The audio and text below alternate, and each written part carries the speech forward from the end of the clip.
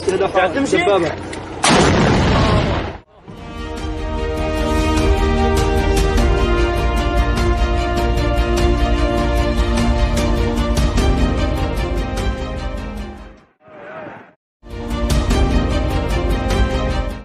was very lucky in that we closed our borders right at the beginning. Not one case of community transmission, although 3 people have tested positive while in quarantine. The message this small country is trying to tell the world is, in all your considerations, please give some serious thought to the fact that we are COVID-free. Armed with limited testing kits, Vanuatu took action to make use of what it had.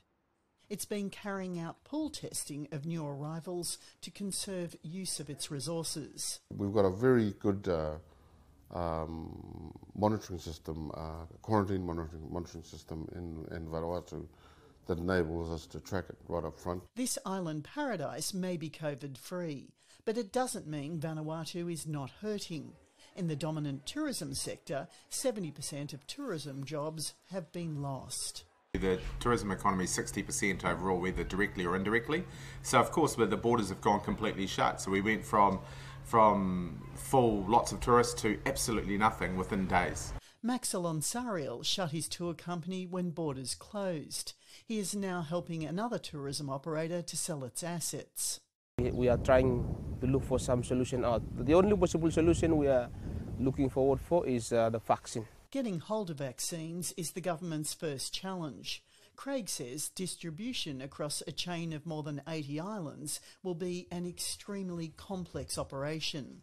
If we can get vaccinated and support from our more developed partners and the rollout and the doctors and the nurses to come and help with the logistics of it, then we can achieve that. Without that support, it's going to be very, very challenging for a third world medical system that's already has its own, it's running at capacity now.